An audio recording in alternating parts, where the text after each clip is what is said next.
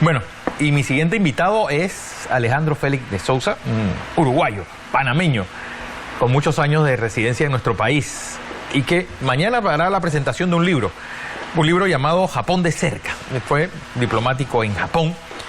Y Alejandro, bienvenido. ¿Y qué ejemplo podemos tocar de un país que hace escasos 80 años quedó destruido? Bueno, recibiendo el impacto de 2 bombas atómicas, con más de 4 millones de desaparecidos, unas islas densamente pobladas sin ningún tipo de recurso natural. Bienvenido Alejandro Félix y buenos días.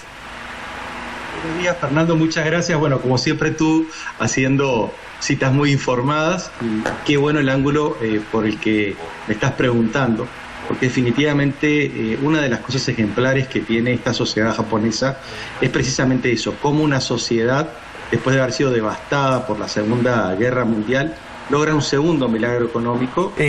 Mañana va a ser la presentación de este libro Japón de cerca, donde, pues, ¿cómo lo hizo? ¿Cómo hizo Japón? Perfecto. Japón se ha convertido en un modelo, un ejemplo de cómo un país que quedó arruinado después de la Segunda Guerra logra un milagro económico, logra convertirse en una potencia, en la segunda economía del mundo en apenas 30 años que van desde el final de la Guerra Mundial hasta mediados de los 70, ¿no? Y ese ejemplo ha sido estudiado por muchos estudiosos del desarrollo económico comparado como un modelo. Ese modelo después fue seguido por otros países de Asia Oriental, y es un modelo muy porque es un país que no tiene recursos naturales importantes, así que básicamente descansó sobre la disciplina, digamos, y la voluntad de trabajo de una población altamente educada, ¿no? Ya en la época de los shogunes, Japón era la sociedad más alfabetizada del mundo en cuanto a la cantidad de población que podía leer y escribir. Pero algo que empieza pues en 1860 y algo, es decir, antes era una sociedad medieval total. Sí, estamos hablando es el segundo, por eso de 150 años. Es el segundo, exacto. Japón hizo 2 milagros económicos. Primero, pasar de una sociedad feudal a una sociedad industrializada en 1890. Y yo lo cuento, pero en lugar de contarlo a través de mis ojos, lo cuento a través de los ojos de 2 latinoamericanos que visitaron Japón en esa época, un mexicano y un brasileño.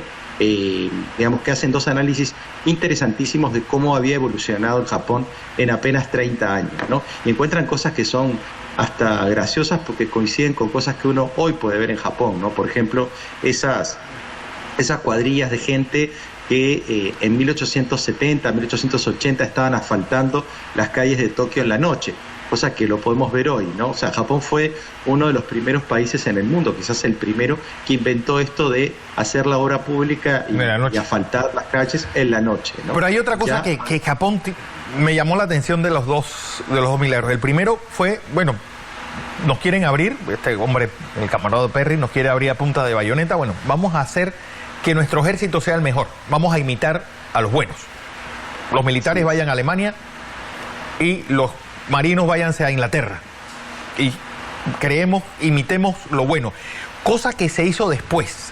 Y uno preguntará, bueno, ¿cómo fueron que estas empresas, National, Panasonic, Sony, Hitachi, Toshiba, porque pues el gobierno patrocinaba la investigación y los resultados se los daba a estas empresas? Sí. Así es. Mira, Fernando, es interesante. Japón tiene también una historia varias veces centenaria de hacer ingeniería revertida, o sea, desarmar cosas que hacía Occidente. Por ejemplo, cuando los españoles y los portugueses llegaron a mediados de 1500, 1543, 1550, y llegaron con sus armas, los samuráis, los japoneses, empezaron a desarmar esas armas y a hacerle la ingeniería revertida, ¿no? Bueno, cómo está armada este arma de fuego, y empezaron ellos a fabricar armas de fuego. Imagínate la tradición que tienen ellos. Entonces, lo mismo hicieron estas empresas japonesas en los años 40 y en los años 50 con las radios a transistores, los televisores, y empezaron a hacer, tuvieron la colonización norteamericana, la ocupación norteamericana después de la guerra fue una ocupación muy benigna, ¿no? Porque dentro de la gente que trajeron al gurú, digamos, de la calidad total, que era el señor Deming, y ellos, partiendo de las enseñanzas de Deming, perfeccionar el sistema de calidad total, que aplicaron la manufactura de, por ejemplo, estos estos electrónicos que tú mencionás, algunas de las marcas icónicas, ¿no? Son más de 30 marcas icónicas que tiene Japón en la industria de electrónicos, ¿no? Así que es impresionante, casi todos los nombres que nosotros conocemos de marcas electrónicas conocidos son marcas japonesas, la gran mayoría. Lo irónico es que América Latina siempre nos dicen, nosotros somos la tierra del futuro, y siempre lo vamos a hacer, parece. Nunca terminamos. ¿Qué nos falta? Bueno, es decir, para dar ese paso y que Brasil, México, Argentina, ¿sabes?, puedan servir de locomotora para el resto del subcontinente. Sí, excelente lo que estás preguntando, Fernando, porque al final cuando uno lee el libro dice, bueno, digamos, ahí en el libro nos cuenta un poco las claves de cómo esa sociedad logra hacer esos dos milagros, ¿no?, que hablábamos, ¿no? Y una clave fundamental, es algo que ya lo sabemos y lo hablamos mucho, es la educación. Claro. En el año 93, yo estoy escribiendo un ensayo sobre eso, el Banco Mundial hizo quizás el estudio más icónico, más importante en la historia del desarrollo económico comparado, que se llama el milagro asiático, ¿no?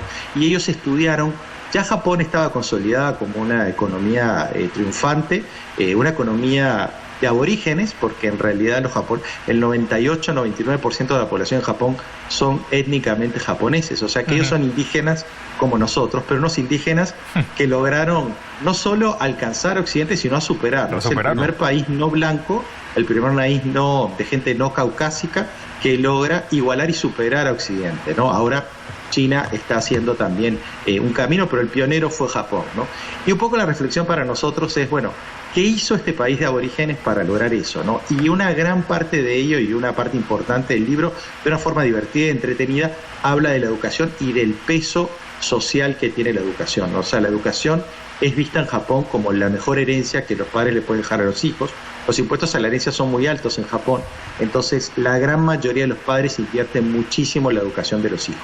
No solo en la escuela, sino en academias de refuerzo, ¿no? O sea, hay un capítulo en el libro donde hablo que el niño japonés tiene ocupaciones enormes. Desde muy chiquito el niño es puesto en esa olla de presión educacional, que bueno, que al final el resultado que logra, a pesar de que los niños tienen mucho trabajo y viven muy ocupados, y los jóvenes también, lo que logra es sacar una población que llegando a los 18, a los 20 años, es altamente educada, ¿no? O sea, pero no solamente la educación formal, Alejandro, sino algo que nos llama la atención a todos los que visitamos Asia en general, es ver la cantidad de niños que hay caminando por la calle, es decir, que van caminando de su casa a la escuela, tomando incluso el metro o el bus.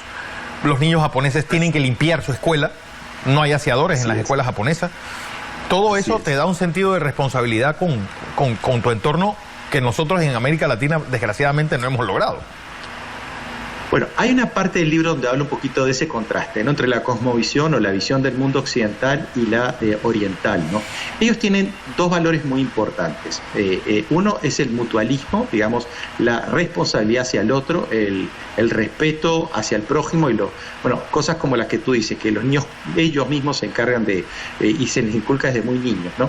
Ellos mismos se encargan de limpiar las escuelas. Importa mucho el no generarle inconvenientes a los demás. Acuérdense que es una sociedad donde viven 126 millones de personas. Tokio sigue siendo la ciudad más poblada del mundo. Exacto, más densamente poblada del mundo, en una superficie que es como nuestro país, Panamá, ¿no? O sea, que imagínense qué haríamos en Panamá si en la superficie de Panamá tuviera que soportar una población de 126 millones de personas, cada uno pensando egoístamente en sí mismo y no pensando que sus acciones impactan negativamente en el otro, ¿no? Entonces, eso Japón ha hecho que tiene un repertorio o un punto de arranque muy fuerte y muy preparado para convertirse en una sociedad altamente competitiva, ¿no? Y es por la educación tanto formal como por la educación que reciben en casa. O sea, el japonés desde que nace prácticamente se le enseña muy fuertemente la disciplina social, ¿no? El funcionar en equipo, ¿no? Y lo ves, es una sociedad, como muchas de las sociedades orientales, en que se gana en equipo. Esto que tú dices, por ejemplo, de que los niños pueden andar por la calle con seguridad, bueno, son sociedades que tienen bajas tasas de natalidad y los niños son considerados un regalo divino, ¿no? Entonces realmente hay un cuidado y una priorización muy alta por los niños. Mi primer hijo nació en Japón, y yo me acuerdo cuando sacábamos a pasear el niño por el vecindario, todo el mundo se paraba a saludar al niño, a hacerle juguetes a los niños, a hacerle caritas a los niños. O sea, es impresionante, hombres, mujeres, ancianos, jóvenes. O sea, hay una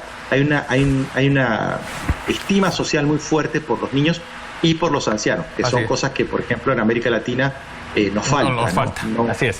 No apreciamos ni los futuros ni los que nos ayudaron a llegar a donde estamos. Exactamente.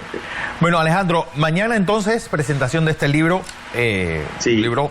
Ojalá que puedas acompañarnos, sí, Fernando. La verdad que es hay muy pocos libros escritos sobre español por hispanoamericanos. Realmente es una novedad editorial y estoy muy contento que sea en Panamá donde estemos produciendo este material. Así es, Alejandro Félix de Sousa, ex diplomático, un consultor y desarrollador de negocios. Gracias.